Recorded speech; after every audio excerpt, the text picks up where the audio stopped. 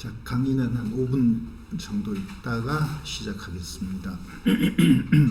다들 건강하시죠? 네. 건강 안 하시면 추방해야 돼요. 전체를 위해서, 학원을 위해서. 거의 한 코로나가 한 10개월 정도 된 것 같은데, 다행히 이 건물 안에는 코로나 얘기가 아직은 없었고요. 우리 학원하고 관련된 분도 아직은 없었어요. 예. 숨기고 있으면 어쩔 수 없지만 어쨌든 그런 얘기가 없었는데 그 7월달, 8월달에 그 광화문에 그 집값 대책 때문에 그 저거 하러 많이 갔었죠. 시위하러 갔었는데 그때 가셨던 분들 다 검사 받았거든요. 그때 우리 회원님도 광화문 가서 시위하고 난 다음에 조사를 받았었는데, 검사를 받았었는데 별 문제가 없었어요. 잘 피해 나가고 있는 것 같습니다, 코로나를. 저는 코로나 걸리면 큰일 나요. 여러 가지 이유로. 일단 뭐 학원 문 닫아야 된다는 것도 있지만 그 병이 많거든요. 이거 공개적으로 얘기하면 안 되는데 일단 나이가 있으니까 당뇨, 고혈압 뭐 이런 것들. 겉만 멀쩡하지 시원치 않아요. 그래서 코로나 걸리면 큰일 나요.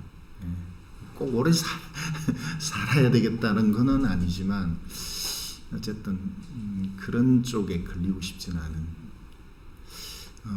그래서 좀 조심해서 다니긴 하는데 그래도 여전히 뭐 회원들 만나면 또 술 마시고 밥 먹고 뭐 그렇게 합니다. 네.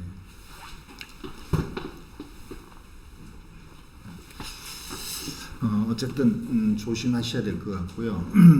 이게 오래 가겠죠.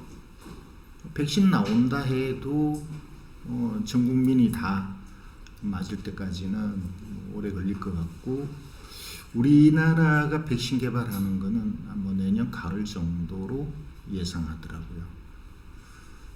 그리고 또 나쁜 얘기인데 그 사이에 또 변형된 또 다른 뭔가가 나올 수도 있고.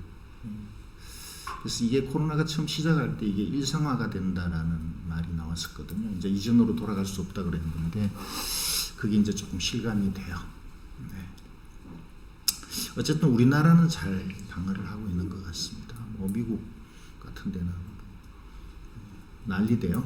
대통령 때문에도 난리고 코로나 때문에도 난리고 유럽도 그렇고 요즘 동남아는 조금 조용한 것 같아요. 제일 갑갑한 게 뭐예요? 코로나 때문에 못 돌아다니는 거? 마스크. 여름에는 힘들었죠. 마스크 때문에 힘든데 이제 지금은 또 미세먼지가 있어서 안 쓸 수가 없는 그런 상황인데 어쨌든 마스크. 그나마 마스크 요즘은 뭐 돈만 주면 쉽게 구할 수 있으니까. 봄에는 또 난리가 아니었죠. 일주일에 한 번씩 사러 가고 뭐 이랬었잖아요. 참. 그 짧은 시간 10개월 정도면 짧은 시간인데 참 별일이 다 있었습니다. 하여튼 이게 끝날 때까지 건강하셔야 돼요. 자, 그러면 강의 시작하겠습니다. 안녕하세요. 다 처음 보신 분은 아니죠? 오셨던 분이죠? 오랜만에 책을 2권 선물할게요. 딱 광고해야지. 이렇게. 제 책 아니에요? 천자봉이라는 분이 계세요. 이제 퇴직하셨으니까 서울 남부법원에 이제 경매하고 관련된 집행하는 그쪽에 오래 근무하신, 그러니까 민사 집행을 잘하는, 민사 집행 중에 여러분 제일 어려워하는 명도. 낙찰받는 분들이 제일 힘들어하는 게 사실 낙찰받는 게 힘들지 명도나 그 이후는 뭐 그렇게 어렵지 않다라고 저는 보는데 실제 이제 겪어보지 못한 분들은 명도는 무지 어려워해요. 그래서 이분이 퇴직하시면서 자기 경험을 쓴 책. 명도니까 참 재밌는 얘기도 많은데 한번 이렇게 나중에 여러분 낙찰 받으실 거 아니에요. 낙찰뿐만 아니고요. 예를 들어 세를 줬는데 세입자가 안 나간다. 그러면 그거는 경매하고 상관없이 명도해야 돼요. 이제 그런 일들이 일어날 수가 있거든요. 그때 도움이 되는 책입니다. 두 권밖에 없어요. 누굴 드리나? 멀리서 오신 분들일까? 멀리서 오신 분? 경상도랜다. 경기도 외에서 오신 분? 서울 경기도 외, 인천 외 없나요? 그 뭘로 드리나? 나이로 드릴까? 제일 가까운 제일 가깝지 않는데? 지역적으로? 네. 예. 나이 순으로 할까요? 제일 일찍 온 사람. 네, 좋습니다. 제일 일찍 오셨죠? 그래요. 드릴게요. 연세 순으로 드릴까? 60대 있으신가? 들고 싶어도 안 들죠? 나이 드러나니까. 괜찮아요. 뭐 몇몇 여기 카메라가 저만 보고 있어서 여러분 얼굴 안 비치고요. 저도 60대인데요. 뭐 60대 이제 처음에 갓 60대 때는 참 싫었었어요. 아이씨 환갑 잔치 해야 되나 뭐 이럴 때 참 싫었는데 이제 그걸 홀 넘어 버렸거든요. 이제는 뭐 받아들여요. 어쩌면 이제 그 다음도 받아들일 그런 준비가 좀 돼 있어요. 그 다음이 뭐 뭔지 알죠? 60대 없으신가요? 진짜? 머리 허여신 분 60대 아니에요? 그렇죠? 이 책 없죠? 도움이 될 거예요. 다음 공개 강의가 보통 한 달에 한 번씩 늘 했었어요. 근데 12월은 못 할 수 있어요. 연말이어서 못 할 수도 있는데 할 수도 있어요. 어쨌거나 다음에 오시면 또 책을 드리는 이 책이 몇 권 있거든요. 드리겠습니다. 자, 앞에 계신 분, 잘 보십시오. 잠깐. 잘 보시기 바랍니다. 그리고 실질적으로 이제 그 어떤 문제가 생기면 이분한테 연락해도 돼요. 전 책을 사 봤는데 책에 내가 지금 고민하는 문제가 안 나와 있더라. 도움을 다오 이러면 도움 주실 거예요. 전화번호 모르면 우리 배 시장한테 물어보시면 됩니다.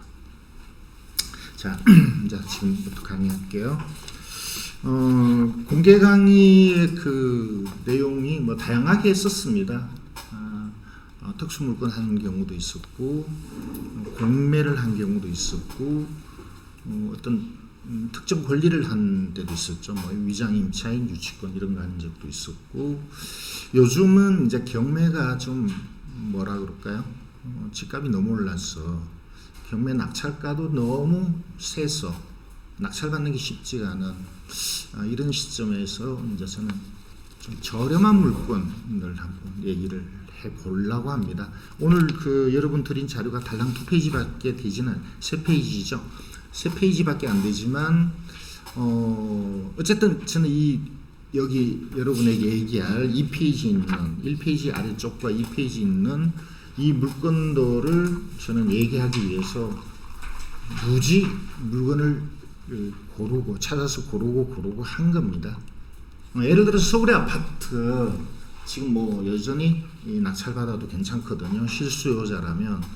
그런데 그런 물건들은 얘기해봐야 뭐 마음만 상하죠. 서울 가고 싶지만 갈 수 없는 그런 걸 제가 알기 때문에 그래서 가능하면 좀 저렴한 물건 또는 지금 이 대출 문제가 심각하잖아요.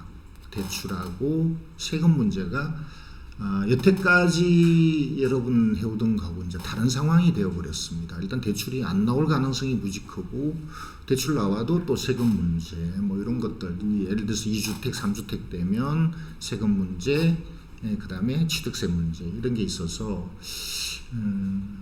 오늘 얘기하는 거는 거기서 좀 벗어난 얘기를 하고 싶었던 거죠.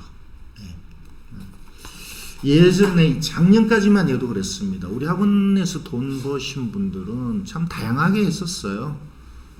아주 오래전에는 한 10년 전에는 월세 물건 많이 했었어요. 아파트 뭐 한 10개, 20개 이렇게 낙찰받고 금액이 비싼 건 아니었죠. 지방 아파트를 많이 했었어요. 그때 지방에 아파트가 많이 나왔거든요. 뭐 한 400개가 한꺼번에 나오면 그 중에 뭐 우리가 한 300개를 들어가서 한 150개를 낙찰받고 이런 적도 있었어요. 그러니까 5천만 원짜리를 4천에 낙찰받고 대출을 한 2,500 이렇게 받고 그 다음에 월세 놓으면 그 월세 나오는 걸로 이자 내고 돈이 남는, 그리고 가격도 상승하는, 그러니까 소액으로 투자하기에는 참 그게 좋았었습니다. 근데 지금 이제 그게 안 된다는 거죠. 2주택, 3주택 되면 세금 문제가 있고 대출이 안 나오고 이런 문제가 되니까 이제 그걸 할 수가 없는 상황. 그리고 또 어떤 걸 많이 했나 하면 여러분 잘 아시는 갭 투자 많이 했거든요. 그죠? 갭 투자한 지는 꽤 됐죠. 거의 수도권의 아파트가 오르기 전부터 사실은 갭 투자를 했었고, 본격적으로 많이 한 거는 이제 오를 때 2010 한 4년, 5년 이때부터 많이 했고, 최근까지 지금도 갭 투자하는 분들 계세요. 지방으로 아니면 돈이 있는 사람이 수도권에 여전히 하고 있는데, 이제 그 갭 투자도 어려워졌죠. 갭 투자는 일단 대출이 없는 거는 좋죠. 갭 투자는 보통 낙찰 받고 전세 주고 가격이 상승하기를 기다리는 그런 쪽이니까. 이제 그래서 이제 갭 투자를 많이 했었는데, 지금 갭 투자하기 어려운 거는 임차인이 2년만 사는 게 아니란 말이에요. 그죠? 4년 살 수도 있거든요. 그래서 적당한테 빠져나올, 갭 투자라는 거는 2년 임대 주고 1년 만에 빠져나오거나 아니면 2년 있다가 올라서 빠져나오는 건데, 지금 그게 어려워요. 세입자가 4년 살 수도 있잖아요. 이제 그런 문제, 그리고 아까 얘기한 취득세 문제. 그래서 갭 투자도 지금 어려워졌어요. 그래서 지금 할 수 있는 게 뭐냐? 결국은 비주택이에요. 그죠? 주택 아닌 거. 그래서 오늘 1페이지 보면 아파트인데, 뒤쪽으로 가면 아파트 아닌 것도 조금 나와요. 그래서 비주택을 요즘 많이 찾으시니까 토지도 많이 요즘 찾으시는데, 토지는 오늘 얘기를 여기 안 넣습니다. 토지는 또 어려운 내용이어서. 그래서 어쨌거나 비주택 중에 그럼 뭘 해야 되나? 상가하고 아파트형 공장이에요. 일반적으로 상가, 아파트형 공장. 오피스텔이나 빌라는 주택이잖아요. 그래서 저는 그 오피스텔은 제가 좀 잘 권하지 않는 쪽입니다. 오피스텔이 가격이 잘 안 올라요. 전세는 아주 좋아요. 매매가나 전세가나 비슷하기 때문에 그건 갭 투자기는 좋은데, 갭 투자의 최종 목적은 올라줘야 되는 거거든요. 근데 오피스텔이 올라주지 않는다면 그건 남는 게 뭐가 있냐. 물론 월세 받아도 되는데, 월세 받으려면 또 대출 받아야 되니까 또 대출의 문제가 있잖아요. 그래서 저는 오피스텔은 잘 권하지를 않습니다. 그러다 보니까 아파트형 공장 우리가 많이 했었어요. 그래서 아파트형 공장을 골랐고, 그 다음에 그 3P, 오늘 그 얘기하는 거에 가장 중점은 2페이지 아래쪽에 있는 재개발 재건축이에요. 이게 역시 거의 한 5년, 6년, 수도권에서는 재개발 재건축이 오래전부터 있었잖아요. 근데 이걸로 돈 버신 분들이 정말 많습니다. 그냥 뭐 여기 쉽게 수원의 재개발 재건축, 특히 재개발 투자하신 분들은 돈 많이 벌었죠. 수원에 재개발이 많잖아요. 그죠? 작년에 분양을 많이 했죠. 원래 엄청 가격이 올랐잖아요. 피가 많이 붙었었죠.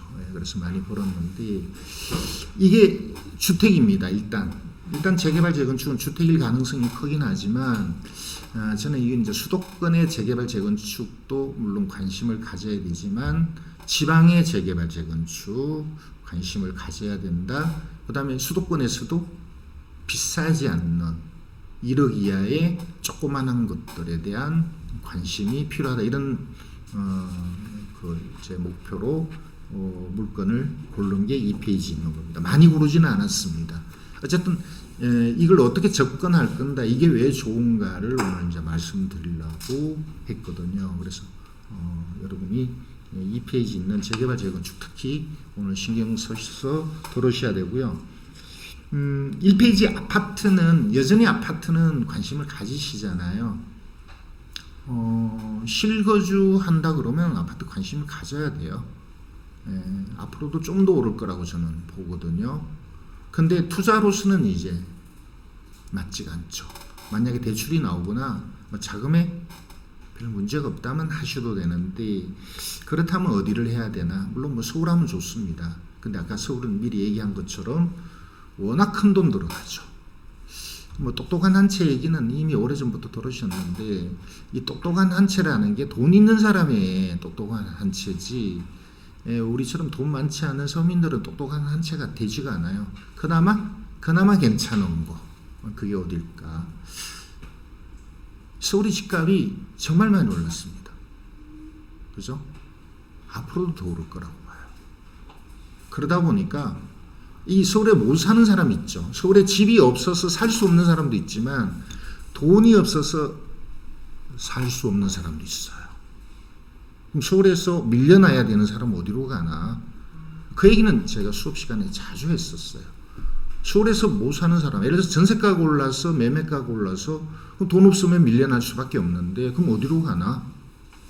출퇴근이 가능한 서울 근교로 갈 수밖에 없잖아요. 그럼 예를 들어서 뭐 일산, 남양주, 그죠? 여기 오늘 물건들이 이제 그런 얘기예요. 뭐 하남은 물론 뭐 거의 서울과 같다고 봐야 되지만, 그리고 저기 부천 또는 여기 어와잉이나 이 밑으로 수원, 분당, 용인도 많이 올랐죠. 그래서 이 서울에서 밀려나는 수요를 여러분은 생각해서 결국은 그 주변도 오를 수밖에 없다. 이게 이미 올랐습니다. 앞으로 더 올 거라고 봅니다.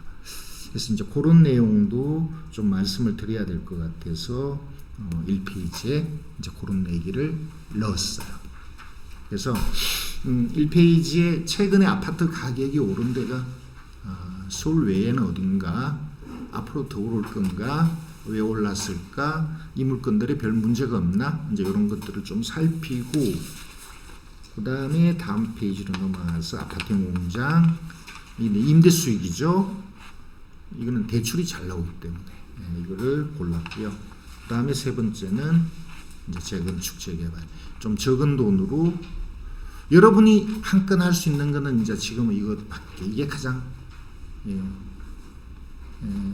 여러분의 목표를 달성시킬 수 있는 가장 근접한 물건이 저는 재건축 재개발이라고 봐요. 그래서 재건축 재개발에 대한 전반적인 얘기를 해보겠습니다.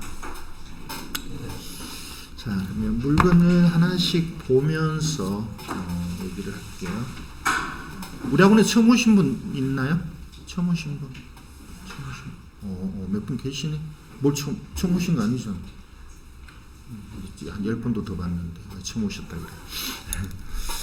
자, 물건은 여러분 그 자료에 있는 거 이제 하나씩 볼게요.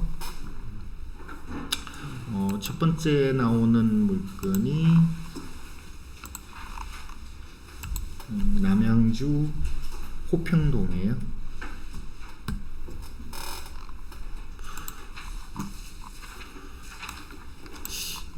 여러분 부동산을 잘 하시려면 지도를 자주 보셔야 돼요. 여러분 뒤에 돌아보시면 저 지도 있죠.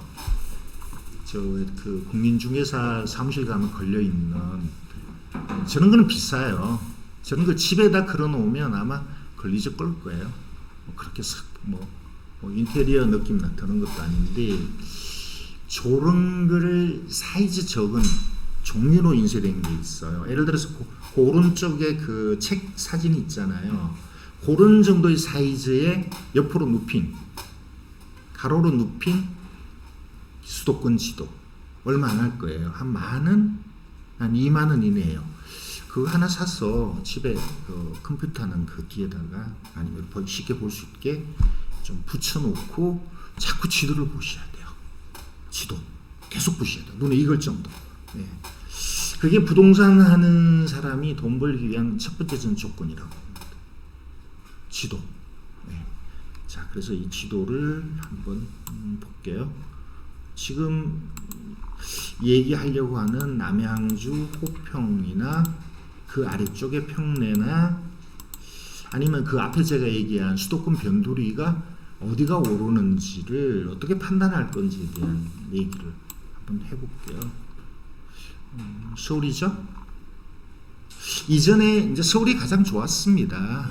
모든 대한민국의 중심은 서울이니까 돈의 중심, 사람의 중심, 권력의 중심, 모든 중심이 서울인데, 그러니까 여기 돈이 몰려 있는데 단지 우리는 이제 진입하기가 좀 쉽지가 않다라는 거죠. 그러다 보니까 서울에 변두리 살거나 전세를 살거나 월세를 살았는데 이제 여기 월세 전세를 살 수 없다는 상황이 되어버렸어요. 너무 올라버렸어. 그럼 밀려날 수밖에 없잖아요. 그죠? 물론 이 주변도 살기 좋습니다. 경기도도 살기 좋은 편인데 인구는 서울보다 경기도가 인구가 더 많아요. 그때 이제 물론 넓죠. 그러면 어디가 주로 가격이 많이 올랐나? 이전에는 남부가 많이 올랐어요. 왜냐하면 남부는 우리나라로 가는 남쪽으로 가는 길목이니까.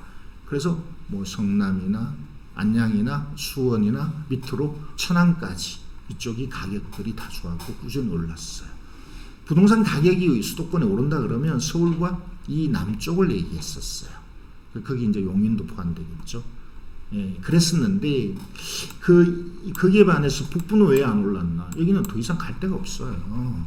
갈 데가 없어요. 그러다 보니까 이쪽은 그렇게 많이 안 올랐습니다. 근데 이 가격이란 게 그렇잖아요. 서울이 오르면 강남이 오르면 분당이 오르고 분당이 오르면 평촌이 오르고 이런 식으로 이렇게 번져가거든요. 그러다 보니까 서울이 많이 오르면 여기도 오르기는 올랐어요. 찔끔 올랐죠. 예전에는. 근데 이제 지금은 워낙 격차가 커져 버렸어요. 차이가. 그리고 서울 접근할 수 있는 도로가 많이 생겼어요. 그러다 보니까 여기도 최근 들어서 많이 올랐습니다. 물론 이쪽에 신도시도 생겼고, 그죠? 예. 자, 이제 그렇게 서울에서 밀려난 수요들이 이 길을 따라서 나갈 수밖에 없다라는 걸 여러분이 늘 염두에 둬야 돼요. 그래서 지도를 보셔야 되고, 그 길이 뭐예요? 빨리 갈 수 있는 길은 고속도로, 지하철, 앞으로 생기는 GTX, 그 다음에 하나 더 있어요. 광역버스. 물론 이 순환고속도로도 중요하고 이 또 더 넓은 순환고속도로 또 이렇게 계획이 되어 있는데 하여튼 이 도로를 따라서 집값이 오른다라는 거를 염두에 둬야 돼요. 아셨죠? 자, 그리고 지금 얘기하려고 하는 여기가 꽤 멀어요. 평내 호평이 거의 붙어 있는데 꽤 멉니다. 이 거리가 꽤 멀어요. 그래서 여기서 서울 진입하는 게 사실은 만만치가 않았어요. 20몇 킬로. 근데 워낙 집값이 비싸니까 이쪽을 갈 수밖에 없는 사람들이 생기는 거죠. 자꾸 밀려나는. 예를 들어서 직장이 여기 서울에 어디 변두리 이쪽이라면 또 이쪽으로 갈 수밖에 없는. 그런데다가 이제 이런 도로는 좋잖아요. 이게 지금 도로가 고속도로입니다.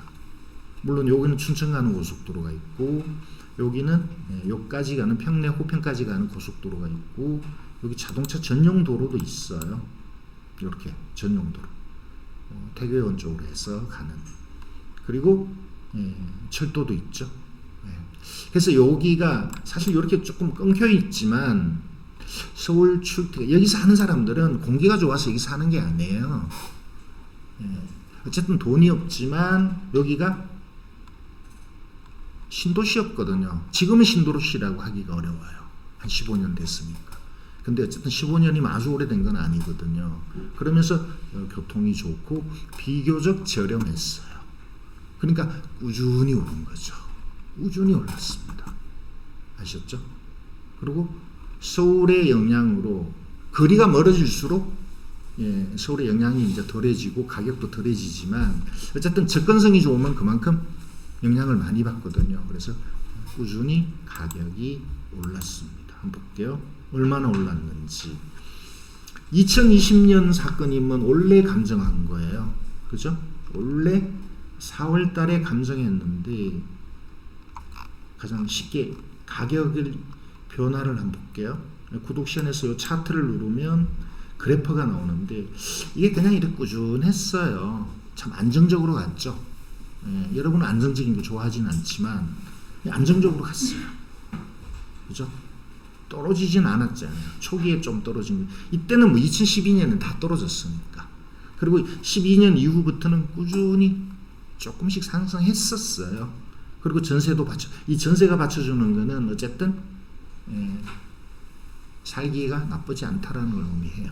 그러다가 최근 들어서 이렇게 폭발적으로 오른 거예요. 예, 많이 올랐죠. 다시 이렇게 오를까? 그렇게 보지는 않습니다. 근데 어쨌든 떨어지진 않고 세월의 영향으로 좀 더 상승을 보일 거라고 저는 봅니다. 이렇게 많이 올랐다고요. 그래서 저는 투자로서는 여기서 더 오를 수 있다면 투자하셔도 되는데 그냥 이런 정도의 보합이라 그러면 투자는 아니다 이렇게 봐요. 근데 실수요자 입장에서는 또 갈 수는 있겠죠. 근데 투자는 아니다. 투자할 물건은 아니다.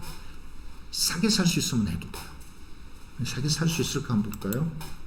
그래서 이제 이 물건이 지금 저렴하다는 거예요. 실제 시세는 얼마냐면요. 한번 볼게요. 요즘 시세는 뭐 호가 기준이니까 이렇게 보니까 한 3억 여기 단지가 딱 단일 평형이네요. 이런 게 가격이 참 안정적이에요. 가격이 아까 그래프에서 본 것처럼 최근 들어서 이렇게 올랐는데 3억 9천에 거래된 게 있고 지금은 4억 이상을 얘기해요. 보시면 이거는 뻥이고요. 이거는 가격을 끌어올리기 위한 작업이라고 보는데 5억도 있네요. 자, 그래서 4억 중반대까지 지금 고가를 해요. 4억 이상으로 봐야 될 것 같아요. 아무리 저렴한 거 4억짜리가 있긴 있네요. 아마 지금 전화하면 팔렸을지도 모르겠습니다. 자, 그래서 저는 시세를 최소한 4억. 그러니까 많이 오른 거죠. 많이 올랐습니다. 그죠? 이걸 3억 5천에 사면 수익이 날까? 한번 생각을 좀 해봐야 돼요. 3억 5천에 낙찰 받으면 수익이 날까? 여러분이 이제 무주택이거나 어쨌든 취득세 중과가 아니면 여기도 규제 지역이죠. 취득세 중과가 아니라 그러면 3억 5천이면 한 5%? 이런저런 비용 한 5% 보면 한 2천만 원, 3억 7천, 4억에 팔면 한 3천 남네, 그죠? 근데 세금 떼고 세금 떼야 되잖아요. 세금이 한 반 정도 떼간단 말이에요. 그러면 별로 남는 게 없어요. 그럼 가져가면 괜찮을까? 조금 더 오를 수는 있겠죠. 조금 더는 오를 수는 있어요. 아까 여기 4억 5천짜리도 있는 것처럼 조금 더 오를 수 있는데 이 가져간다는 게 뭐죠? 이전에는 그게 임대로 가져가면 됐어요. 임대로 2년 가져가는데 중간에 1년 만에 팔아도 돼요. 세를 안고 누가 사겠죠. 근데 이게 주택임대차 보호법이 바뀌어서 이제는 그걸 세를 안고 안 산다 이 말이에요. 2년 계약했는데 4년 살 수도 있거든요. 그러니까 이제는 단타를 할 수 있는 것만 하든지 4년 후에도 오른다라는 자신 있으면 해도 되는데 그럴 자신은 없어요. 4년 후에도 오른다는 자신은 없어요. 그러니까 이게 사실은 이렇게 오를 걸 알고 미리 들어갔다면 돈을 벌었겠지만 이미 오른 후에 더 오를 거를 기대하고 들어가는 거는 쉽지 않다.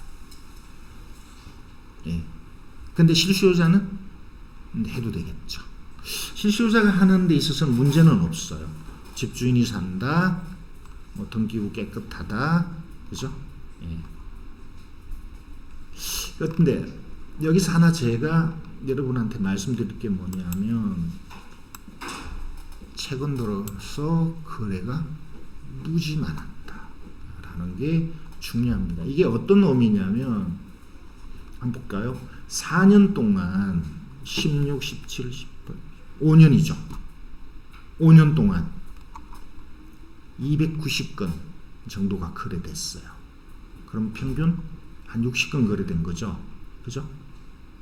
근데 올해가 아직 다 안 갔는데 지금 11월인데 올해가 아직 다 안 갔는데도 올해 거래된 게 얼마냐?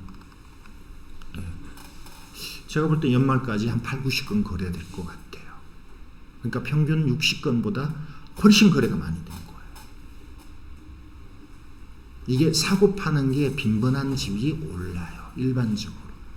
예, 그래서 안 팔리던 게, 그러니까 여러분 주의해야 될 게 뭐냐, 주의라기보다는 여러분들이 꼭 유념해야 될 게 뭐냐면, 안 팔리던 게 갑자기 이제 팔리기 시작한다 그러면 그건 오를 징조라고 보셔도 된다 이 말이에요. 아셨죠? 예. 많이 그래됐어요 원래. 자, 그래서 여러분들이 이 많이 좀 이렇게 중개업소를 좀 다녀야 돼요. 물건이 많이 나왔다 그러면 여러분 안 사잖아요. 그죠? 물건이 많이 나왔다가 어느 날 물건이 자취를 갖추고 거래가 찾는 사람이 생긴다 이러면 그때는 오르기 시작이다 이렇게 보셔도 된다는 거죠. 항상 그런 건 아니지만, 그래서 그런 거를 여러분이 중개업소 다니면서 늘 체크를 해야 돼요. 이제 오르기 시작하는구나. 물건이 많이 나왔는데 아무도 물어보지 않는다. 그러면 더 떨어지겠네. 이렇게 보셔도 된다는 거예요. 지금 중개업소가 물건이 별로 없죠. 그러니까 더 오를 가능성을 얘기한다고 보시면 돼요. 자, 여기하고 그 다음 사건도 마찬가지예요. 그래서 그 다음 사건은 제가 얘기 안 할게요. 평내동입니다. 간단하게 얘기를 할까요? 7733. 여기가 무지 저평가된 것처럼 보이는데 이게 아니고요. 실제는 이렇게 나온 거예요. 2억 5천인데 다른 사건으로 경매하다가 스톱됐다가 다시 나온 거예요. 그래서 1억 7,500에 감정된 걸로 보면 무지 저렴한데 사실은 2억 5천이고 이 시세는 이렇게 세요. 잠깐 볼게요. 그래서 여기서 수도권 수원으로 아니요 서울로 출퇴근하기가 아주 쉽다. 고속도로가 가까이 있어서. 지하철은 걸어가기에는 약간 멀기는 하지만 어쨌든 철도가 또 가까이 있다. 그리고 아까 물건은 요거였거든요. 마찬가지. 그러니까 결국 여러분은 염두에 둬야 될 게 여러 가지가 있는데 교통망이 좋은 데가 거래가 잘 되고 오르기 쉽다. 이것도 여러분들이 관심을 가져야 될 내용입니다. 자, 13 세 번째 물건 볼게요.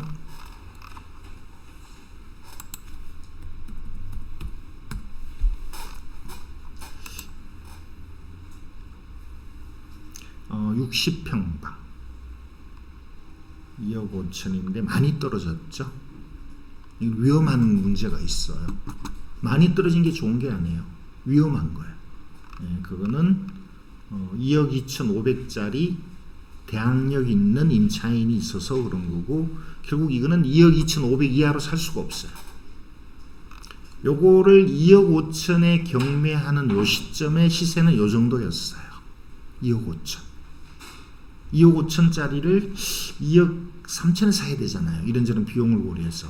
그러니까 싸지 않은 거예요. 2억 5천짜리 2억 3천에 사는 거는 그냥 정상적인 금액 다 주고 사는 거하고 똑같아요. 그죠? 그리고 관리비도 이제 막 밀렸었거든요.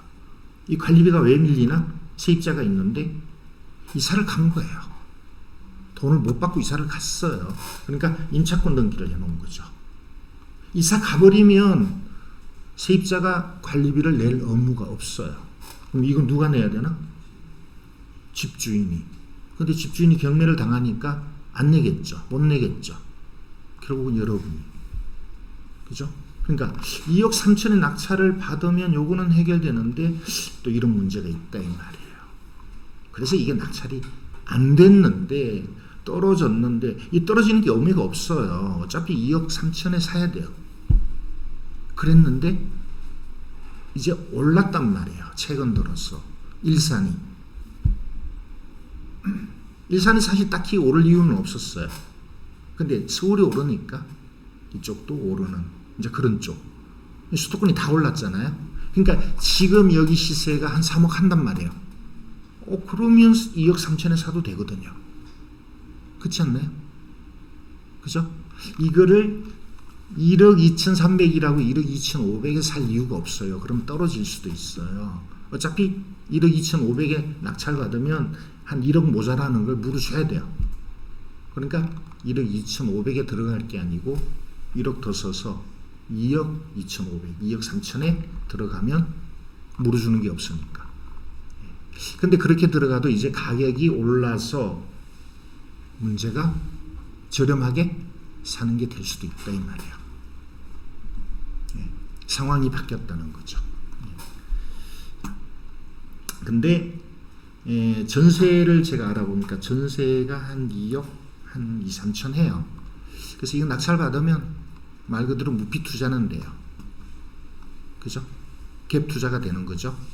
2억 3천에 낙찰을 받고 전세 2억 3천 주면 물론 이제 수리비나 뭐 등기비나 약간 들어가겠지만, 그러니까 전세 줄 때는 전세를 준다 그러면 결국 이 대출 안 받고도 가능한데 문제는 더 올라줄 거예요. 갭 투자는 올라줘야 된다고 했잖아요. 갭 투자는 수익이 없어요. 전세 주는 게 갭 투자인데 전세가 끝날 때까지 수익이 없어요. 팔아야 수익인데 이게 올라줄까에 대해서는 한번 생각을 해봐야 돼요.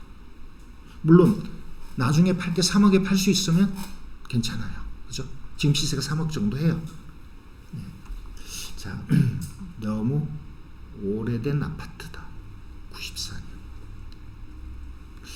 중소형이잖아요. 중소형이 사실은 여기 그래프를 보면 중소형이 일반적으로 중형 33평보다는 조금 안정적이에요. 볼까요?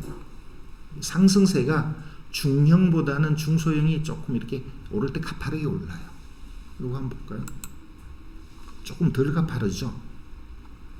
그냥 느낌으로 그렇지 않나요? 이게 좀 더 가팔라요. 그리고 전세가도 가격에 비해서 전세가가 높죠. 여기는 가격이 조금 더 떨어져 있잖아요. 그러니까 매매가하고 전세가하고 차이가 조금 더 난다는 의미예요. 그래서 저는 수도권에서 갭 투자를 한다거나 전세 주고 가져간다 그러면 저는 중소형을 그래서 많이 권하는 쪽이에요. 여기서 더 오를까? 최근에 이렇게 올랐는데 더 오를까? 그거는 여러분이 좀 판단을 해야 되는데 이런 거는 있을 수는 있겠죠. 이게 여기 그림을 보면 복도식이에요. 그러니까 좀 오래된 아파트잖아요. 복도식 아시죠? 아파트 24평짜리 아파트는 복도식이 있고 계단식이 있어요. 계단식은 이제 두 집마다 이렇게 엘리베이터가 있는 그게 계단식이고, 복도식은 기다랗게 복도가 있는, 아시죠? 이게 오래돼서 만약에 리모델링을 한다 그러면 요즘 리모델링 얘기가 많이 나와요. 여기가 리모델링 그 지금 얘기가 있는지 아닌지는 확인 안 해봤지만, 만약 리모델링 한다 그러면 계단식보다는 복도식이 더 유리하답니다. 앞으로는 이제 그 얘기가 많이 나올 거예요. 수원도 리모델링 얘기가 저 메탄동 쪽에서 나오고 있거든요. 그러면 복도식이 계단식보다는 유리하다. 그것도 여러분이 알아두시면 좋겠어요. 일산은 공급이 많지가 않습니다. 앞으로. 그래서 저는 이게 조금 더 오를 가능성이 있다라고 보는데, 그렇다면 무피 투자를 한번 고려해 보세요. 물론 현장 가봐야 되고 관리비 전부는 아니지만 어쨌든 대부분을 여러분이 부담해야 되고, 거기다가 수리할 거 많다 그러면 사실은 그렇게 매력적이진 않은데, 그게 아니라면 한번 투자를 고려해 봐도 된다. 자, 그렇게 말씀을 드리고,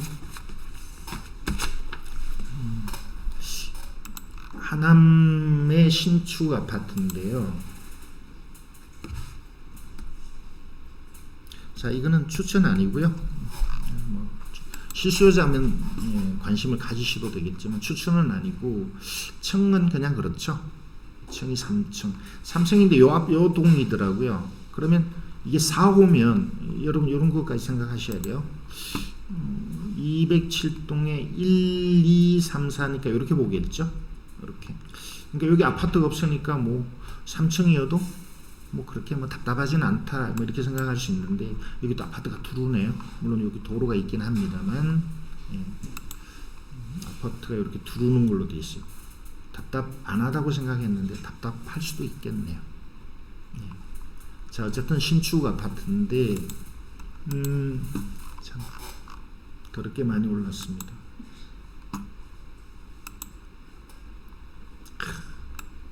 미쳤어요. 이렇게 올랐어요. 올랐고 잠시 멈칫하다가 또 오르고 이렇게 됐습니다. 자, 그래서 이게 서울 바로 옆이잖아요, 하남이. 그리고 여기 미사리가 가까이 있으니까 위치는 괜찮죠. 한강이 가까이 있어요. 그러면 살기는 뭐 쾌적한 편인데 지하철은 좀 멀어요. 고속도로는 가까운 편인데 한강이 가까이 있고요. 한강이 보이지는 않습니다. 뒤쪽에 있으니까. 자, 그런데 이제 제가 얘기하고 싶은 거는 이런 거는 이 집값이 지금 얼마나 하면요. 제가 조사해 보니까 한 9억 가까이에요. 참 더럽게 올랐죠. 사는 사람은 좋을지 모르겠는데 우리 입장에서는 참 너무 올랐다는 생각이 드는데 집값에 비하면 빚이 얼마 안 돼요. 그럼 이거는 거의 취하될 가능성이 커요. 그러니까 이런 쪽은 막 나 이거 꼭 낙찰 받을 거야 이렇게 전력 투구하시면 여러분 나중에 김셀 수가 있어요. 헛수고할 가능성이 있어요. 빚이 많지 않다. 그러면 이거는 취하될 가능성이 크다. 요것만 갚으면 되잖아요. 아마 감정싸움 하고 있는 것 같아요. 어쩌면 본인이 빚진 게 아니고 누굴 보증을 섰는데 이 사람이 갚겠다 그러니까 기다리고 있는지도 모르겠어요. 어쨌든 취할 가능성이 큰데 만약에 취하 안 된다 그러면요 가서 이거 팔 생각 없냐고 물어보는 것도 괜찮아요. 그럼 요거는 해결이 쉽거든요. 팔 생각 없냐? 아마 취하시킨다고 할 거예요. 자, 그 정도만 말씀을 드릴게요. 자, 아파트 4개를 말씀하는데 이제 요거는 약간 어려워요. 많이 어려운 건 아니고 그러면서 파주예요. 최근에 수도권의 집값이 가장 많이 오른 데가 어디래요? 관심 없어요? 김포가 왜 그렇죠? 규제에서 제외돼서 그렇죠. 규제에서 제외된 좀 큰 도시가 김포와 파주예요. 그래서 파주도 많이 올랐습니다. 대형 평수죠. 요즘은 대형 평수도 막 거래가 돼요. 집이 모자라다 보니까. 그리고 대형 평수치고는 싸다는 느낌은 있죠. 물론 이제 위치가 뭐 썩 좋은 데는 아닌 것 같긴 합니다만 대형 평수고 저렴하다. 가격은 좀 올랐어요. 최근 들어서. 그러니까 원래 6월 달에 규제 지역이 여기서 빠졌는데 원래 규제 지역 아니었고 수도권이 다 이제 규제에 들어갔는데 김포 파주가 안 들어가면서 그때부터 오르기 시작한 거예요. 그러니까 한 7월, 8월부터 오르기 시작했는데 이 대형이다 보니까 최근 들어서 이제 조금 올랐어요. 한 4억 정도 봐요. 그러니까 지금 최저가 쪽으로 보면 많이 싸죠. 이 대형을 할 때 여러분이 조심해야 할 게 뭐냐? 들어가서 사는 거는 상관없는데 이걸 투자한다 그러면 항상 팔릴까를 고민해야 돼요. 대형. 중소형이나 중형은 웬간하면 팔려요. 근데 대형은 그렇지 않거든요.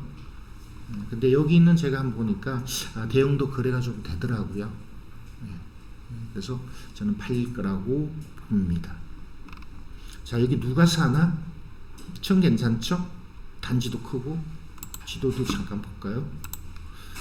파주 중에 GTX하고 관련이 있으면 좋겠는데 GTX는 여기에요. 그죠? 여기 GTX 노선이에요. 이게 어디서 출발하죠? 동탄에서 경기 북부까지 가는 거예요. 맞죠? 아닌가? 내가 잘못 생각했나? 나중에 한번 체크해 보세요. 어쨌든 여기 GTX 여기 있으니까 그 영향을 좀 받았습니다. 이 영향은요 앞으로 계속 받습니다. 아주 가까운 거리는 아니죠. 버스 타고 가야 되겠지만 2km 그렇죠. 이 영향을 받습니다. 그러니까 여기가 제일 많이 받았겠죠. 자, 어쨌든 GTX 규제에서 제외됐다, 그죠? 그리고 저렴하다, 뭐 이런 것들이 좋은 점이라고 볼 수 있겠습니다. 이 문제는 요거예요. 큰 문제는 아니고요. 요건데 여기 곽 씨가 오래전부터 이 산다고 그러는데 이 내용을 잘 살펴보면요. 가족일 가능성이 커요. 가족이거나 친인척이거나. 그리고 또 내용을 잘 살펴보면 이 사람이 여기 사는 것 같아요. 예, 결론은 뭐냐면 그럼 이 사람이 임차인이 아닐 수 있다 이 말이에요. 임차인인 거하고 임차인이 아닌 거하고 어떤 차이가 있냐를 말씀드리면 그게 여기 대항력이라는 단어로 표시되어 있어요. 그래서 이 사람이 임차인이면 배당을 조금 받아요. 이거 공부 다 하셨죠? 확정일이 없어도 소액 배당을 받아요. 소액 배당이 얼마냐면 1,700을 받네요. 3,000인데 1,700이니까 모자라는 1,300을 낙찰자가 물어줘야 돼요. 이게 부담이죠? 아주 큰 부담은 아니에요. 근데 임차인이 아니면 이게 임차인이 아니니까 이게 없다 이 말이에요. 인수가 없다 이 말이에요. 아니니까. 그죠? 요거하고 요게 큰 차이는 아니에요. 대형 아파트니까. 근데 어쨌든 요 내용을 물어주는 게 아니라 그러면 요만큼 여러분은 경쟁력이 있는 거죠.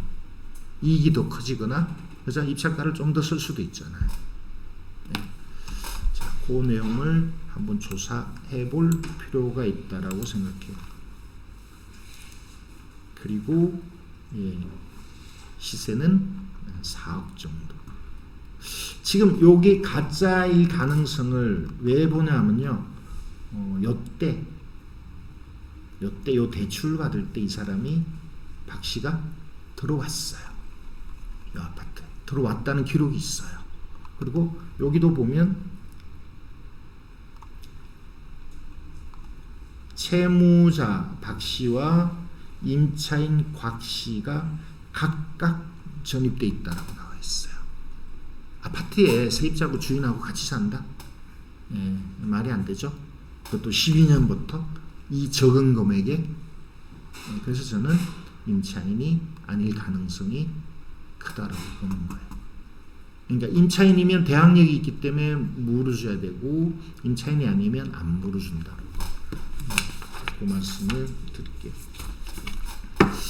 오늘 아파트 중에서 딱 지방 아파트를 딱 하나만 넣었는데요.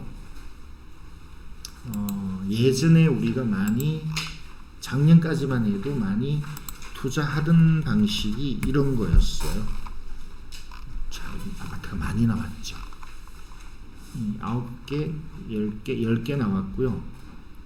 이거 아니구나. 9개. 이렇게 많이 나왔죠. 광량이에요. 그리고 요거 말고 또 있어요. 여러분 그 자료에 번호 사건 번호 2개가 있죠. 1520. 1520도 또 이렇게 많이 나와 있어요. 같은 아파트. 대략 시세는 한 8천 정도 하는 것 같죠. 자, 이렇게 많이 나오고 그 다음에 이 가격은 꼭 한 번 더 떨어지는 쪽인데 이게 괜찮냐는 거죠. 투자해도 괜찮냐. 예전에는 이런 걸 많이 권했었어요. 그때는 어떤 내용으로 권했냐면 일단 많이 나왔다. 많이 나왔으니까 뭐 여러 개 낙찰 받을 수도 있다. 그리고 그때 대출에 아무런 문제가 없었다. 그때 70% 80% 대출이 나왔거든요. 그리고 여기가 세가 잘 나간다. 이게 가격이에요. 매매가예요. 매매가가 조금 이렇게 약간 약보합을 보이다가 최근에는 강보합이죠. 약간 올랐는데 전세가는 꾸준히 올랐어요. 그래서 이게 겹쳐버렸어요. 이 말은 매매가나 전세가나 마찬가지다. 같다. 이런 의미잖아요. 그러니까 이런 걸 투자하면 말 그대로 무피 투자거나 오히려 돈이 남는 투자가 될 수도 있어요. 근데 문제는 이제 월세 받아도 되는데 월세 받으려면 이제 대출을 받아야 되는데 지금 대출이 안 되고 이제 전세로 가면 내 돈 안 들이고 가는 건데 그 대신 여러 개를 해야 되잖아요. 그러니까 세금에 문제가 있다 이 말이에요. 물론 1억 이하니까 취득세에 문제는 없어요. 이게 1억 이하잖아요. 공시가 1억 이하는 취득세 중과에는 제외돼요. 그러니까 그 문제는 없는데 아파트를 여러 개 갖고 있으니까 재산세 문제나 이제 이런 게 있다는 거죠. 그래서 그런 걸 감안하고 투자하시는 건 괜찮아요. 한번 볼까요? 가격이 어떤지.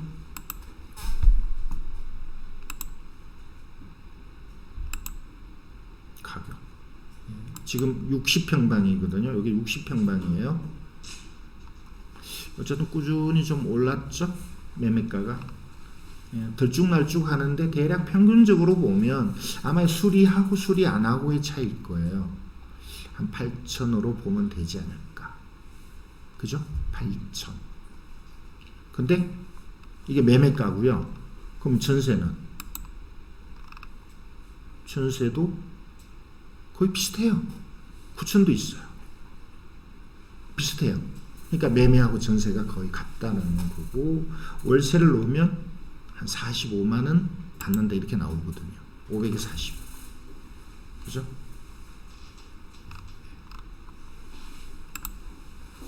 자, 여기 보이죠? 1000에 50도 있어요. 1000에 60도 있네요. 그러니까 이건 수리가 제대로 된, 수리가 좀 부족한.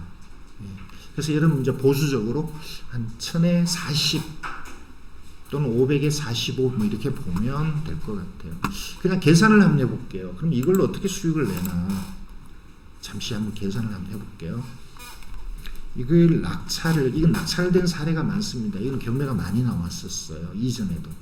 그래서 낙찰된 사례를 동일번지 매각, 이게 낙찰된 사례거든요. 이렇게 보시면 59가 대략 한 6,500 뭐 이런 정도일 거예요. 이거는 좀 높게 됐네요. 요거만 좀 특히 높게 됐네요. 대략 한 6,500 보면 될 거예요. 요거는 작은 거고 빼고 이렇게 높게 된 것도 있네요. 그래서 저는 한 6,500 봐요. 일단. 그래서 6,500에 이걸 낙찰을 받으면 수익이 나나를 한번 계산을 해볼게요.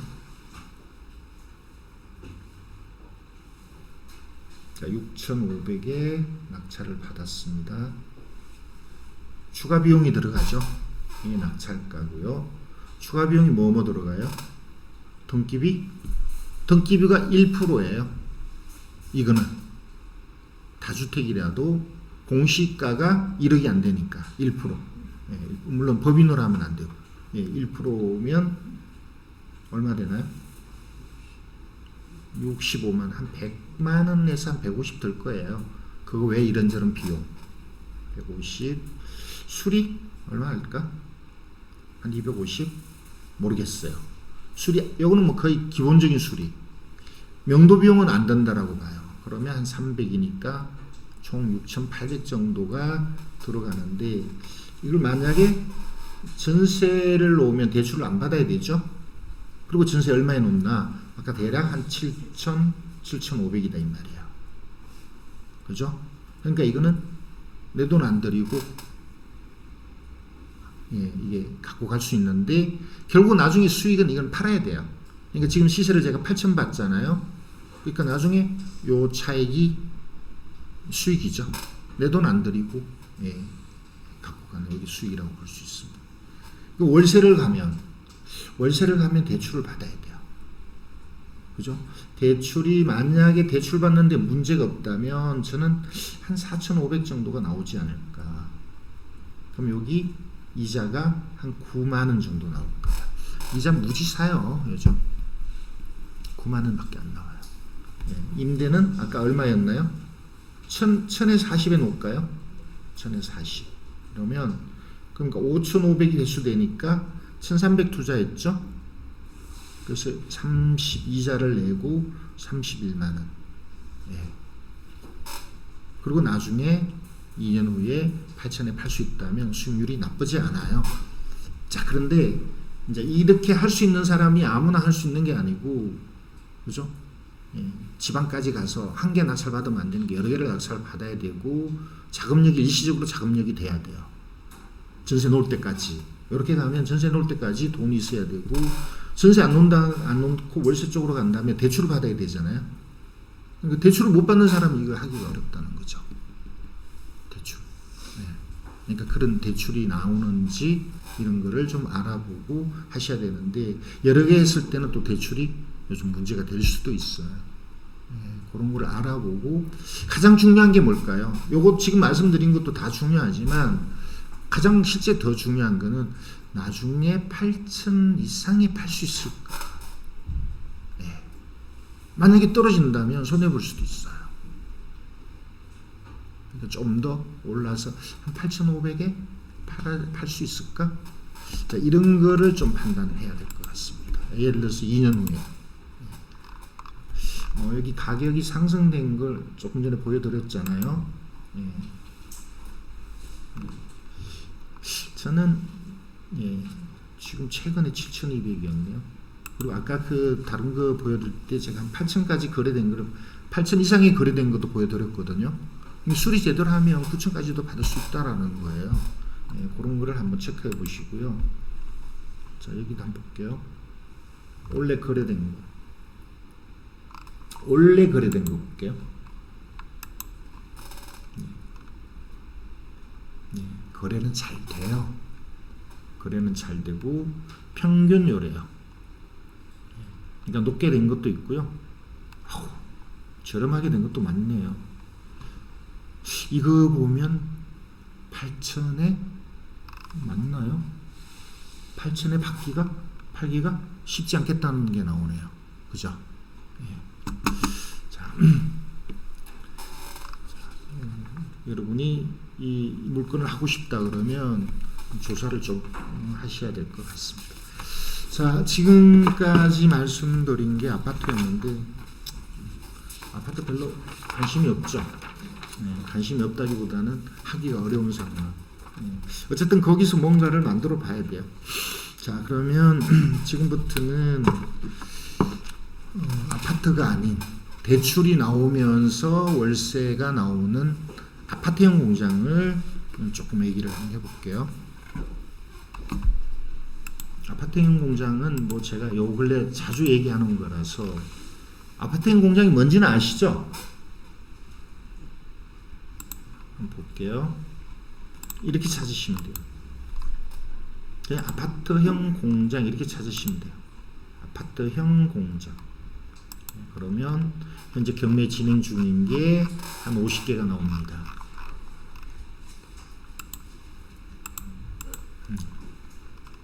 자, 이 중에 제가 오늘 얘기하려고 하는 것들을 먼저 한번 얘기해 볼게요. 제가 이렇게 표시해 놓은 거는 다 괜찮다라고 보는 거예요. 근데 이제 조금 검토해야 될 게 있어서 이 중에서 몇 개를 골라봤습니다.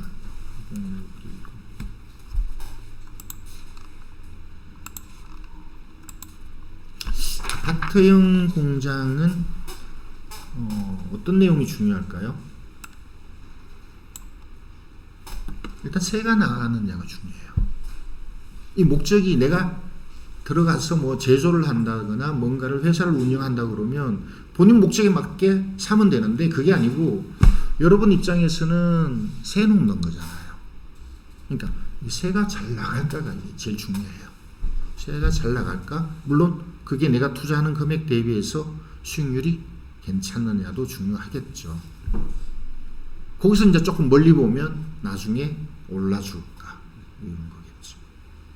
자, 어쨌든 가장 중요한 거는 세가 나갈까. 자, 그 판단을 물론 현장 가서 조사하면 어느 정도 판단이 되지만 현장 가기 전에 어느 정도 검토를 하고 가야 돼요. 그 얘기를 해보겠습니다. 세가 잘 나가려면 당연히 위치가 좋아야 돼요. 위치가 좋아야 돼요. 예를 들어서 뭐 천안 쪽에도 아파트형 공장이 있지만 천안보다는 서울 또는 이런 데에 몰려있는 곳 수원 같으면 삼성전자 주변 뭐 싹 좋다라고 보지는 않습니다만 수도권에 많은 데가 인덕원 주변 그리고 서울 영등포 또는 성수동은 무지 비싸죠. 그리고 여기 광명에는 많지는 않아요. 자, 요거는 광명이에요. 요 위치를 한번 보시면 광명역에서 멀지 않아요. 광명역 꽤 머네. 광명역. 그 다음에 여기 고속도로들 많죠. 접근성은 좋고요. 광명 그 소아리 기아 자동차가 여기 있어요. 요게 기아일 거예요. 맞죠? 자, 어쨌든 여기는 이제 아파트형 공장은 이 공장하고 이 주택가는 원래 잘 어울리지가 않는데, 아파트형 공장은 외관이 일반적인 제조하고는 조금 다르다 보니까 말 그대로 아파트처럼 생겼어요. 그래서 이렇게 주택가하고 같이 이렇게 근접해 있는 경우가 있어요. 규모가 크죠. 예, 규모가 큽니다. 붙어 있죠. 자, 이 아파트형 공장. 그래서 이 규모가 크고요. 임대가 잘 나가는 게 매우 중요하잖아요. 그걸 어떻게 판단할 건지 이제 그걸 잘 들으셔야 돼요. 여기 네이버 부동산에 들어가시면 여기 공장이라는 데가 있어요. 공장을 눌러요. 공장. 상가, 업무, 공장, 토지인데 이 다 빼고 공장만 이렇게 체크를 하는 거죠. 공장. 그죠? 그리고 아까 크기가 어디였죠?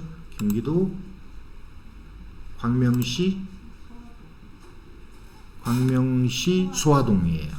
소화동. 그죠? 그럼 이 지도가 나오면 아까 그 공장을 찾아요. 요거예요. 조금 이제 지도가 익숙해야 될 거예요. 요게 지금 30개가 매매나 임대나 나와 있다 이런 얘기예요. 이렇게 누르면 되겠죠. 이렇게. 그러면 매매나 임대가 나온 게 쭉 있어요. 30개가 있어요. 요 광명 테크노밸리 여기 SK에서 지었어요. 튼튼하게 잘 지었어요. 그러면 지금 경매에 나온 물건이 뭐였냐면, 다시 보세요. 테크노밸리 동이 여러 동인데 제일 중요한 건 이 면적이에요. 대략 한 170평방이 3억 7천까지 떨어졌는데 이걸 얼마에 낙찰 받아야 되냐, 또는 그렇게 낙찰 받았을 때 월세가 얼마 나와서 수익성이 있냐를 판단해야 된다 이 말이에요. 여기서 지금 찾아야 될 게 뭐냐면 월세가 얼마 나오느냐. 근데 월세에 따라서 가격을 높이기도 하고 낮추기도 하고 이래야 돼요.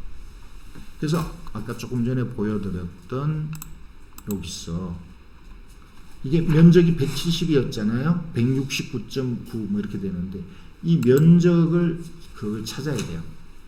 그래서 170을 한번 찾아볼게요. 170. 이게 340이네. 반이면 한 5억 하겠네요. 그죠? 예, 이런 것도 체크를 하시고 177 여기 보이네요. 5억 8천. 호가가 5억 8천이니까 뭐 산다면 뭐 5억 5천 뭐 이렇게 살 수 있겠죠? 예, 이거 체크하시고, 그죠? 5억 4천도 있네요. 조금 다른 평형이지만 비슷한 금액, 그죠? 예. 그러니까 이렇게 찾을 수가 있다는 거예요. 임대가 안 보이네요. 194니까 이걸 계산을 한번 해보면 돼요. 240만 원을 194로 나누면 돼요. 한번 나누어 보세요. 거기다가 다시 이 면적 169를 곱하면 돼요. 그러면 요걸 기준으로 했을 때 170은 한 200 받겠다 이런 계산이 나올 거 아니에요. 그죠? 그러니까 매매는 한 5억 한 5천 정도 가까이 하는 것 같고 월세는 200 정도 나올 것 같다라는 그런 추산을 할 수 있잖아요. 맞나요? 할 수 있죠? 할 수 없나요? 대답이 없었어. 할 수 없는 것처럼 보이네. 그걸 찾아서 그럼 여기다 대입을 시킨다 이 말이에요. 이 물건에. 지금까지 보여드린 거는 내가 이걸 낙찰을 받았을 때 얼마에 팔 수 있을까? 대략 5억에서 5억 5천. 그죠? 월세는 얼마 받을 수 있을까? 200. 그죠? 그럼 이걸 200에 낙찰을 받으면 이제 계산을 저는 이렇게 해요. 저는 월세 200이 나온다라고 봐요. 그러면 이제 그 내용을 동네 부동산, 이 동네 부동산 중개업소가 많을 거예요. 단지가 크니까. 거기 가셔서 월세 얼마나 받을 수 있어요? 지금 나온 거 많아요? 뭐 이렇게 확인하면 되겠죠. 그 다음에 현장 가서 지금 누가 있는지, 관리비 밀렸는지, 안에 시설은 어떻게 해놓는지, 뭐 이런 거 체크하면 되거든요. 자, 어쨌든 중요한 게 2천에 200이 나온다면 저는 보통 이 월세에다가 250을 곱해요. 그러면 5억이잖아요.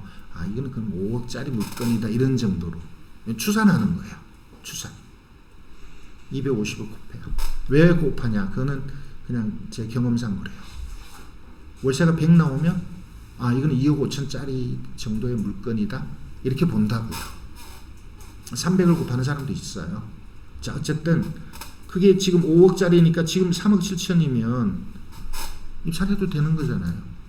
그리고 월세가 200 나왔을 때 낙찰을 받아도 되나를 한번 볼게요.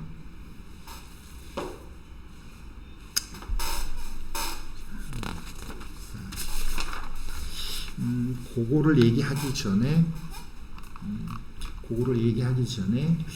실제 이 물건이 이 아파트형 공장이 크다 보니까 경매된 게 많이 있었어요.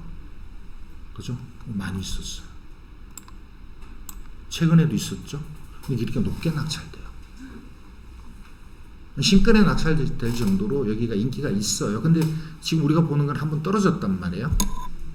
그러니까 이건 가격을 좀 높게 써야 되는데 그럼 얼마 써야 될까를 제가 판단하기 위해서 이걸 보여드리는 거예요. 몇 프로냐?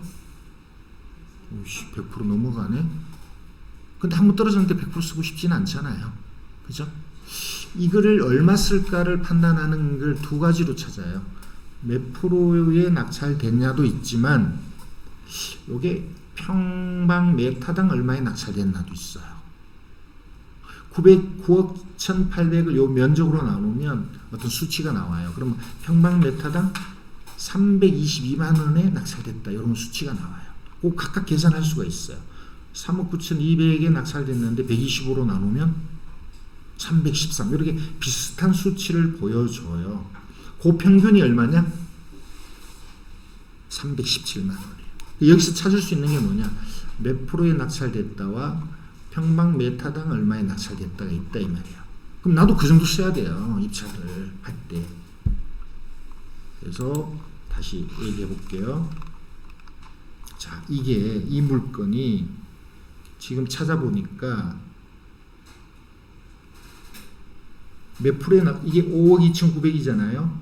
5억 2,900인데 이전에 낙찰된 거 보니까 100%가 넘었더라. 그러면 이거는 5억 4,500을 써야 된다는 거예요. 5억 4,500까지도 쓰고 싶지 않죠. 그 다음에 이게 170으로 보고요. 그 다음에 평방 메타당 얼마에 낙찰됐나가 나눠보면 되잖아요. 그거 평균이 317만 원에 됐어요. 이게 평방 메타당. 그러니까 요걸 두 개를 면적을 곱하니까 5억 3,900이 나와요. 그러니까 이게 사실은 이때 입찰을 했었어야 된다 이런 의미예요. 근데 지금 어쨌든 한 번 더 떨어졌어요. 그러니까 이 금액까지는 쓰고 싶지 않고 만약에 내가 5억에 낙찰 받으면 어떨까라고 가정을 해볼게요. 그렇게 낙찰 받으면 어떨까? 아시죠? 가정을 해볼게요. 그럼 여기 뒷돈이 얼마 들까? 등기비? 이거는 주택이 아니어서 세금이 많아요. 4.6% 이런저런 비용까지 하면 조금 더 들어요. 그래서 제가 볼 때는 한 3천 들어갈 것 같아요. 그 다음에 들어갈 게 잘 없어요. 관리비 연체된 게 있다면, 그죠? 지금 영업하다가 파산됐잖아요. 요 소유자가. 그러니까 관리비가 연체됐는지 물어봐야 되고, 수리비, 아파트형 공장은 수리비라는 게 거의 일반적으로 잘 없어요. 어쨌든 이런 걸 감안해서 한 4천 볼게요. 정확하지는 않아요. 5억 4천. 대출. 신용 물량만 아니면 대출 무조건 나와요. 80% 나와요. 잘 얘기하면 90% 나올 수도 있어요. 정말이야. 한 85% 이렇게 나올 수 있어요. 이율 싸요. 2%대 초반이에요. 그래서 4억 대출 나올 거라고 봐요. 그러면 얼마예요? 이자는 한 80 정도 돼요. 저는 2.4%라 그러면 월 0.2%거든요. 그래서 2, 4, 8 이렇게 계산해요. 80만 원. 그리고 임대를 200 받는다고 그랬잖아요. 그러면 보통 한 1년치, 아니요. 1년치나 10달치 보증금을 받아요. 그러면 총 투자금액, 여기 내가 회수되는 금액, 그러면 내 돈 1억 2천이 들어가야 된다. 맞죠? 이자 내고 120이 남는다. 맞죠? 그죠? 그럼 요거는 몇 프로냐? 요게 한 달이니까 여기 12달 곱하면 돼요. 그래서 12%의 수익률이 다예요. 투자 금액 대비 연 12%의 수익률이다 이런 게 나와요. 이게 경매하는 사람 입장에서 이게 크다고 볼 수가 없습니다. 이걸 크다고 보면 안 돼요. 문제는 나중에 팔았을 때 지금 5억 4천 들었어요. 이거 5억 4천 지금 현재로 보면 이거밖에 못 받아요. 그러니까 제 돈 다 주고 샀다 이 말이에요. 이게 올라줘야 돼요. 올라주는 데 대한 판단을 좀 해야 돼요. 그렇지 않으면 월세 받는 수익밖에 없다 이 말이에요. 그죠? 그리고 꽤 큰 돈을 투자해야 되잖아요. 물론 이게 90%가 된다면 투자 금액이 확 줄어들어요. 그러니까 대출 상담사하고 아파트형 공장을 내가 낙찰받으면 대출이 얼마 나올까에 대한 사전에 상담이 좀 필요해요. 그러니까 이걸 5억까지 쓰면 사실은 수익률은 투자자 입장에서는 그렇게 좋은 거는 저는 아니라고 봅니다. 실수요자는 들어가겠죠. 이 이상에도. 아까 5억 이상의 매물이 나왔으니까. 근데 경매를 하는 사람 입장에서는 저라면 이렇게 들어가지는 않겠어요. 한 4억 5천. 그럼 4억 5천에 낙찰 받았을 때 수익률을 다시 따져보면 돼요. 무슨 얘기인지 아시겠죠? 그러니까 아파트형 공장에 내가 얼마에 들어갈까를 지금 두 가지로 체크했단 말이에요. 그전에는 어떻게 어느 정도 선에서 낙찰됐는지 아까 통계를 얘기했고, 두 번째는 내가 월세를 받았을 때 수익률이 어느 정도 있냐를 따져보고, 아 이건 너무 세다, 더 낮춰야 되겠다 이렇게 판단할 수 있다 이 말이에요. 그러면 저는 이건 같으면 한 4억 5천, 한 4억 한 8천 이런 정도에 입찰하겠다 이런 결론이 나온다는 거죠. 그죠? 물론 떨어질 가능성이 커요. 왜? 전에는 거의 100% 이상의 낙찰됐습니다. 떨어지면 말지 뭐. 그렇다고 내가 꼭 낙찰 받아야 되는 건 아니거든요. 꼭 낙찰 받으려면 5억 이상 쓰면 돼요. 잠시 기분은 좋겠지. 그죠? 그러니까 내가 얼마 쓸까를 소신 있게 계산하려면 이런 방식으로 해야 돼요. 수익이 안 나오는데 높게 낙찰해서 받으면 뭐해. 제 얘기는 그 얘기거든요.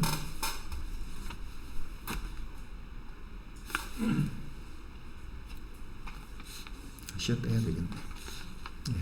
쉬었다 하겠습니다.